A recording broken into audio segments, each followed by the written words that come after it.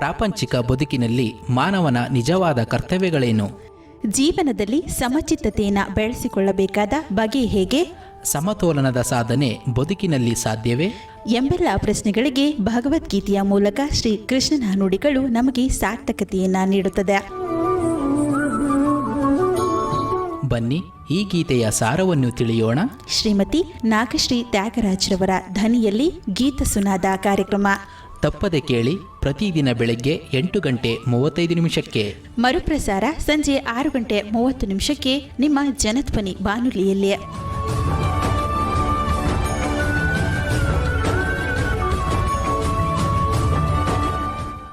ಓಂ ಶ್ರೀ ಕೃಷ್ಣ ಪರಬ್ರಹ್ಮಣೇ ನಮಃ.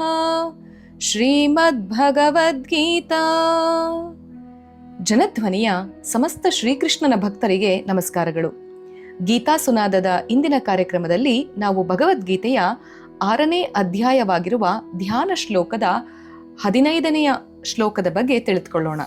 ಆ ಶ್ಲೋಕ ಇಂತಿದೆ: ಯುಂಜನ್ನೇವಂ ಸದಾತ್ಮಾನಂ ಯೋಗಿ ನಿಯತ ಮಾನಸಃ ಶಾಂತಿಂ ನಿರ್ವಾಣ ಪರಮಾಂ ಮತ್ಸಂಸ್ಥಾಮಧಿಗಚ್ಚತಿ. ನಿಯತ ಮಾನಸನಾಗಿ ಹೀಗೆ ಯಾವಾಗಲೂ ಮನಸ್ಸನ್ನು ಯೋಗದಲ್ಲಿಟ್ಟುಕೊಳ್ಳುವ ಯೋಗಿ ನಿರ್ವಾಣ ಪರಮನಾದ ನನ್ನಲ್ಲಿರುವ ಶಾಂತಿಯನ್ನು ಪಡೆಯುತ್ತಾನೆ ಎಂಬ ಮಾತನ್ನ ಇಲ್ಲಿ ಕೃಷ್ಣ ತಿಳಿಸ್ತಾ ಇದ್ದಾನೆ. ಇಲ್ಲಿ ಕೃಷ್ಣ ಹಿಂದಿನ ಶ್ಲೋಕಗಳ ಮೂಲಕ ಒಬ್ಬ ಮನುಷ್ಯ ಧ್ಯಾನವನ್ನ ಹೇಗೆ ಮಾಡಬೇಕು, ಅದಕ್ಕೆಲ್ಲ ಏನೆಲ್ಲ ತಯಾರಿಗಳನ್ನ ಮಾಡಬೇಕು, ಹೇಗೆ ಸಿದ್ಧತೆಯನ್ನ ಮಾಡ್ಕೊಳ್ಬೇಕು, ಆನಂತರ ಹೇಗೆ ಕುಳಿತುಕೊಳ್ಬೇಕು, ಕುಳಿತ ನಂತರ ಆತ ಏನೆಲ್ಲ ಕಾರ್ಯಗಳನ್ನ ಮಾಡಬೇಕು ಅನ್ನುವಂಥ ಸವಿಸ್ತಾರವಾದ ಮಾಹಿತಿಯನ್ನ ಈ ಹಿಂದಿನ 5-6 ಶ್ಲೋಕಗಳ ಮೂಲಕ ನಮಗೆ ತಿಳಿಸಿದ್ದಾರೆ. ಈ ಮುಂದಿನ ಶ್ಲೋಕದಲ್ಲಿ ಆ ಧ್ಯಾನ ಮಾಡುವುದರಂಥ ಪರಿಣಾಮವನ್ನ ಮತ್ತು ಫಲಿತಾಂಶವನ್ನ ಬಗ್ಗೆ ಅಥವಾ ಏನು ಸಿಗುತ್ತೆ ನಿನಗೆ ಆ ಧ್ಯಾನದ ಬಗ್ಗೆ ಅಂತ ಹೇಳಿ ಈ ಒಂದು ಶ್ಲೋಕದ ಮೂಲಕ ಕೃಷ್ಣ ತಿಳಿಸ್ತಾ ಇದ್ದಾನೆ. ಯೋಗಿ ಅಂತ ಹೇಳಿ ಅನ್ನಿಸ್ಕೊಂಡಿರುವಂಥವನು ತನ್ನ ಮನಸ್ಸನ್ನ ನಿಗ್ರಹಿಸಿ ಯಾವಾಗಲೂ ಅದನ್ನ ಯೋಗದಲ್ಲಿಟ್ಟಿರಬೇಕು ಅಂತ. ಯಾರು ಮನಸ್ಸನ್ನ ಯೋಗದಲ್ಲಿಟ್ಟಿರುತ್ತಾರೋ ಅವರನ್ನ ನಾವು ಯೋಗಿ ಅಂತ ಕರಿತೀವಿ. ಧ್ಯಾನ ಮಾಡುವಾಗ ಮಾತ್ರ ದೇವರ ಮೇಲೆ ಮನಸ್ಸಿಟ್ಟು ಇತರ ಕಾಲದಲ್ಲಿ ಪ್ರಪಂಚದ ಆಸೆ ಆಮಿಷಗಳಿಗೆ, ಕೋಪಗಳಿಗೆ, ಸಿಟ್ಟುಗಳಿಗೆ, ಇವುಗಳಿಗೆ ನಾವು ನಮ್ಮ ಮನಸ್ಸನ್ನ ಹರಿಬಿಟ್ರೆ ಅದು ಧ್ಯಾನ ಮಾಡಿದಂತಾಗೋದಿಲ್ಲ. ಧ್ಯಾನ ಸರಿಯಾದ ಧ್ಯಾನ ಅಂತೇಳಿ ಅನ್ನಿಸ್ಕೊಳ್ಬೇಕು ಅಂತಂದ್ರೆ ಸದಾ ಕಾಲ 24/7 ಅಂತ ಹೇಳ್ತಾರಲ್ಲ, ದಿನದ ಪ್ರತಿ ಸಮಯವೂ ಪ್ರತಿ ಕ್ಷಣವೂ ಮನಸ್ಸು ಆ ಧ್ಯಾನಕ್ಕೆ ಅಣಿಯಾಗ್ತಾ ಇರಬೇಕು. ಮನಸ್ಸನ್ನ ಯಾವಾಗಲೂ ದೇವರ ಕಡೆಯೇ ಕಳಿಸ್ತಾ ಇರಬೇಕು. ಸ್ವಲ್ಪ ಹೊತ್ತು ಕಳುಹಿಸಿ ಅನಂತರ ಪ್ರಪಂಚದ ಕಡೆ ಅದನ್ನ ಅಟ್ಟಿದ್ರೆ ಅದು ಏನನ್ನು ಪಡೆದುಕೊಂಡಿರುವುದೋ ಅದನ್ನ ಹಾಳು ಮಾಡ್ಕೊಳ್ಬೇಕಾಗತ್ತೆ. ಹಾಗಾಗಿ ನಾವು ಸದಾ ಕಾಲ ಈ ಧ್ಯಾನದ ಒಂದು ಸ್ಥಿತಿಯನ್ನ ಬಿಡದೆ ಅಭ್ಯಾಸ ಮಾಡ್ತಾ ಇರಬೇಕು. ಈ ಹೋರಾಟಕ್ಕೆ ರಜಾ ಎನ್ನುವಂಥದ್ದೇ ಇಲ್ಲ. ನಾವು ದೇವರೊಡನೆ ಒಂದಾಗುವವರೆಗೆ ಈ ಸಾಧನೆಯನ್ನ ಬಿಡುವಿಲ್ಲದೆ ಮಾಡ್ತಾ ಇರಬೇಕು. ಯಾವುದು ಕಾರಣವನ್ನ ಕೊಟ್ಟಿಯೂ ಕೂಡ ನಾವು ಹಿಂದಡಿಯ ಹೆಜ್ಜೆಯನ್ನ ಇಡಬಾರ್ದು. ಕೆಲವು ಕಾಲ ಇದನ್ನ ಬಿಟ್ಟು ಮತ್ತೆ ನಾನು ಆಮೇಲೆ ಧ್ಯಾನ ಆರಂಭಿಸ್ತೇನೆ ಅಂತ ಹೇಳೋ ಅಂಥದ್ದು ಪ್ರಕ್ರಿಯೆಯೂ ಅಲ್ಲ, ಅದು ಸಮಯೋಚಿತವೂ ಅಲ್ಲ. ಯಾಕಂದ್ರೆ ನಾವು ಧ್ಯಾನಸ್ಥ ಸ್ಥಿತಿ ಅಥವಾ ಧ್ಯಾನ ಮಾಡಬೇಕು ಅನ್ನುವಂಥ ಒಂದು ಆರಂಭ ಶೂರತ್ವದಿಂದ ಆರಂಭ ಮಾಡಿ ಸ್ವಲ್ಪ ದಿನಗಳ ಕಾಲ ನಂತರ ಸ್ವಲ್ಪ ದಿವಸ ಬಿಟ್ಬಿಡೋಣ, ಆಮೇಲೆ ಮತ್ತೆ ಧ್ಯಾನ ಮಾಡೋಣ ಅಂತ ಹೇಳಿ ಏನಾದ್ರೂ ಯೋಚನೆ ಮಾಡಿದ್ರೆ ಈ 2ನೇ ಬಾರಿಗೆ ಧ್ಯಾನವನ್ನ ಮಾಡ್ಲಿಕ್ಕೆ ನಾವು ಮನಸ್ಸು ಮಾಡೋದಿದೆಯಲ್ಲ, ಅದು ಹಿಂದಿನದಕ್ಕಿಂತಲೂ ಅತ್ಯಂತ ಪ್ರಮುಖವಾದಂತಹ ದಿಟ್ಟವಾದಂತಹ ಸಂಕಲ್ಪ ಬೇಕಾಗತ್ತೆ. ಯಾಕಂದ್ರೆ ಒಂದು ದಿನ ಎದ್ದು 2ನೇ ಸಾರಿ ನಾನು ಧ್ಯಾನ ಮಾಡ್ತೀನಿ, ಇಷ್ಟು ದಿವಸ ಆದ್ಮೇಲೆ ನಾನು ಧ್ಯಾನ ಮಾಡ್ತೀನಿ, ನಾಳೆಯಿಂದ ಧ್ಯಾನ ಮಾಡ್ತೀನಿ ಅಂತ ಹೇಳಿ ಶುರು ಹಚ್ಕೊಂಡ್ರೆ ಪ್ರತಿದಿನ ಬೆಳಿಗ್ಗೆ ಎದ್ದ ತಕ್ಷಣ ನಾಳೆಯಿಂದ ಶುರು ಮಾಡೋಣ ಬಿಡು ಅನ್ನುವಂಥ ಒಂದು ಆಲಸ್ಯ, ತಾತ್ಸಾರ ನಮ್ಮ ಮುಂದೆ ತಲೆದೋರುತ್ತೆ. ಆ ಒಂದು ತಮಸ್ಸಿನಿಂದ ಮನಸ್ಸನ್ನ ಏಳಿಸ್ಬೇಕು ಅಂತಂದ್ರೆ ಬಹಳ ಬಹಳ ಕಷ್ಟ. ಹಾಗಾಗಿ ಯಾವಾಗಲೂ ಕೂಡ ನಾವು ಒಂದು ಸಲ ಒಂದು ಕೆಲಸವನ್ನ ಆರಂಭಿಸಿದ್ರೆ ಯಾವುದೇ ಕಾರಣಕ್ಕೂ ಅದನ್ನ ಮಧ್ಯೆ ನಿಲ್ಲಿಸಬಾರ್ದು ಅಂತ ಹೇಳಿ. ಅದಕ್ಕೆ ಶ್ರೀರಾಮಕೃಷ್ಣ ಪರಮಹಂಸರು ಒಂದು ಒಳ್ಳೆ ಉದಾಹರಣೆಯನ್ನ ಕೊಡ್ತಾರೆ. ಅದು ಯಾವುದು ಅಂತ, ಹಲ್ಲು ನೋವಿನ ಬಗ್ಗೆ. ಹಲ್ಲು ನೋವಿನಿಂದ ನರಳುತ್ತಿರುವಂತಹ ಒಬ್ಬ ಮನುಷ್ಯ ಯಾವ ಕೆಲಸಗಳನ್ನ ಮಾಡ್ತಾ ಇದ್ರು ಕೂಡ ಮನಸ್ಸಿನ ಒಂದು ಭಾಗ ಮಾತ್ರ ಆ ನೋವನ್ನೇ ಚಿಂತಿಸುತ್ತಿರುತ್ತದೆ. ಹೇಗೆ ಅಂದ್ರೆ, ಎಲ್ಲೋ ಒಂದು ನಡ್ಕೊಂಡು ಹೋಗ್ತಾ ಇರ್ತೀವಿ, ಹಲ್ಲು ನೋವು ಪ್ರಜ್ಞೆ ಜಾಗೃತವಾಗಿಯೇ ಇರುತ್ತೆ.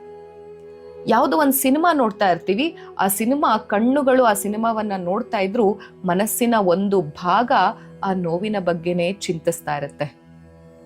ಎಲ್ಲೋ ಒಂದು ಕುಳಿತುಕೊಂಡು ಮನೆಯಲ್ಲೋ ಹೋಟೆಲ್ನಲ್ಲೋ ಹೊರಗಡೆ ಎಲ್ಲೋ ಊಟವೋ ತಿಂಡಿಯನ್ನೋ ತಿಂತಾ ಇರ್ತೀವಿ ಅನ್ಕೊಳ್ಳಿ, ಆದ್ರೂ ಕೂಡ ಮನಸ್ಸು ಒಂದು ಕಡೆ ಹಲ್ಲು ನೋವಿನ ಬಗ್ಗೆ ಯೋಚಿಸ್ತಾ ಇರುತ್ತೆ. ಯಾವುದೇ ಕೆಲಸವನ್ನ ನೀವು ಮಾಡ್ತಾ ಇರ್ಲಿ, ಒಂದು ಸಲ ಹಲ್ಲು ನೋವು ಅನ್ನುವಂಥದ್ದು ಶುರುವಾದ್ರೆ ದಿನದ ಪ್ರತಿ ಕ್ಷಣ ಪ್ರತಿ ಸಮಯದಲ್ಲಿಯೂ ನಾವು ಒಂದು ಭಾಗ ಮನಸ್ಸಿನ ಒಂದು ಮೂಲೆಯಲ್ಲಿ ಆ ಹಲ್ಲು ನೋವಿನ ಬಗ್ಗೆ ಸದಾ ಚಿಂತೆ ಇದ್ದೇ ಇರುತ್ತೆ. ಈ ಹಲ್ಲು ನೋವಿನ ರೀತಿ ನಮ್ಮ ಮನಸ್ಸಿನ ಧ್ಯಾನ ಇರಬೇಕು ಅಂತ ಹೇಳಿ ಶ್ರೀರಾಮಕೃಷ್ಣ ಪರಮಹಂಸರು ತಿಳಿಸ್ತಾ ಇರುವಂಥದ್ದು. ಹಲ್ಲು ನೋವಿನಂತೆಯೇ ಮನಸ್ಸು ಸದಾ ಕಾಲ ಭಗವಂತನನ್ನ ಚಿಂತಿಸ್ತಾ ಇರಬೇಕು ಅಂತ. ಧ್ಯಾನಕ್ಕೆ ಕುಳಿತಾಗ ಅವನಲ್ಲೇ ತನ್ಮಯನಾಗಬೇಕು. ದಿಕ್ಸೂಚಿ ಅಂತಂದ್ರೆ ಉತ್ತರಮುಖಿ ಅಥವಾ ಉತ್ತರ ದಿಕ್ಕನ್ನ ತೋರಿಸುವಂಥದ್ದು ಮಾತ್ರ ಅಲ್ಲ, ಸದಾ ಕಾಲ ನಾವು ಭಗವಂತನ ಚಿಂತನೆಯಲ್ಲಿಯೇ ತೊಡಗುವಂಥದ್ದು ಧ್ಯಾನಸ್ಥ ಸ್ಥಿತಿ.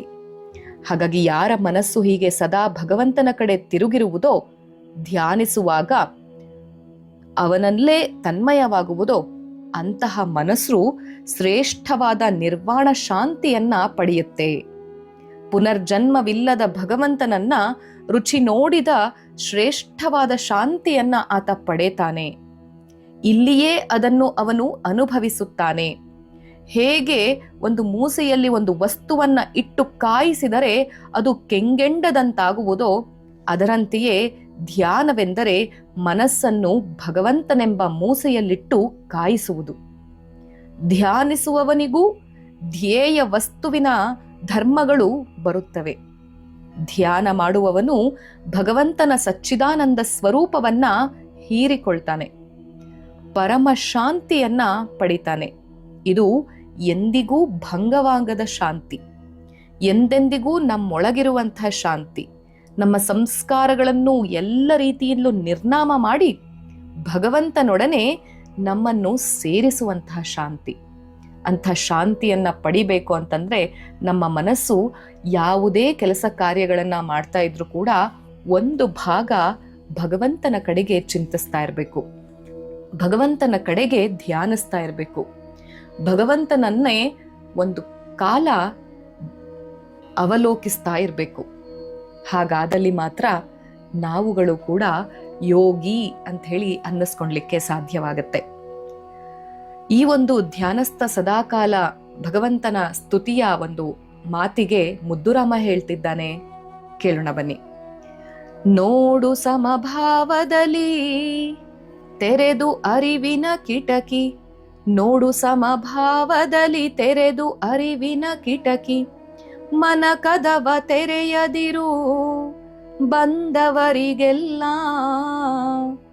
ಇರಲಿ ಸಾಂತ್ವನ ಬುದ್ಧಿ ಇರದಾವ ಅತಿರೇಕ, ಇರಲಿ ಸಾಂತ್ವನ ಬುದ್ಧಿ ಇರದಾವ ಅತಿರೇಕ, ಚಿತ್ತ ಶುದ್ಧಿಯ ಯೋಗ ಮುದ್ದುರಾಮ, ಚಿತ್ತ ಶುದ್ಧಿಯ ಯೋಗ ಮುದ್ದುರಾಮ. ಹಾಗಾಗಿ ನಾವು ನಮ್ಮನ್ನ ಈ ಪ್ರಪಂಚಕ್ಕೆ ಹೇಗೆ ತೆರೆದುಕೊಳ್ಬೇಕು ಅಂತ ಹೇಳಂದ್ರೆ ಸಮಭಾವದಲ್ಲಿ ಅರಿವಿನ ಕಿಟಕಿಯನ್ನ ತೆಗಿಬೇಕು. ಮನಸ್ಸು ಎಂಬ ಕದವನ್ನ ಬಾಗಿಲನ್ನ ಬಂದಂಥವ್ರು ಎಲ್ಲರಿಗೂ ತೆರಿಬೇಡ. ಅದರಲ್ಲಿ ಒಳ್ಳೆಯವರು ಯಾರು, ಸಾತ್ವಿಕ ಬುದ್ಧಿಯವರು ಯಾರು, ನಕಾರಾತ್ಮಕತೆಯಿಂದ ಇರುವಂಥವ್ರು ಯಾರು ಎಂಬ ವಿವೇಚನೆ ನಿನ್ನಲ್ಲಿರಲಿ. ಸಾಂತ್ವನ ಬುದ್ಧಿಯ ಮೂಲಕ ಈ ಚಿತ್ತವನ್ನ ಶುದ್ಧಿ ಮಾಡ್ಕೋ, ಅದೇ ನೀನು ಪಡೆಯುವಂತಹ ಯೋಗ ಅಂತ ಹೇಳಿ ಮುದ್ದುರಾಮ ಹೇಳ್ತಾ ಇದ್ದಾನೆ. ಹಾಗಾಗಿ ಚಿತ್ತ ಶುದ್ಧಿಯೇ ಯೋಗ ಮುದ್ದುರಾಮ. ಅಂಥ ಚಿತ್ತ ಶುದ್ಧಿಯನ್ನ ಮಾಡ್ಕೊಳ್ಳೋದ್ರ ಮೂಲಕ ನಾವು ಯೋಗವನ್ನ ಪಡೆಯೋಣ. ಆ ಯೋಗವನ್ನ ಪಡೆಯೋದ್ರ ಮೂಲಕ ಯೋಗಿಗಳಾಗೋಣ ಎನ್ನುವಂಥ ಮಾತನ್ನೇ ಮುದ್ದುರಾಮನು ಉಲ್ಲೇಖಿಸ್ತಾ ಇದ್ದಾನೆ. ಹಾಗಾಗಿ ಕೃಷ್ಣನ ಮತ್ತು ಮುದ್ದುರಾಮನ ಒಂದು ಮಾತಿಗೆ ನಾವು ಸದಾ ಮನಸ್ಸನ್ನ ಮತ್ತು ಬುದ್ಧಿಯನ್ನ ಮತ್ತು ಈ ಕಿವಿಗಳನ್ನ ತೆರೆದಿರೋಣ. ಸರ್ವಂ ಶ್ರೀ ಕೃಷ್ಣಾರ್ಪಣಮಸ್ತು. ಶ್ರೀ ಗುರುಭ್ಯೋ ನಮಃ. ಹರಿ ಓಂ.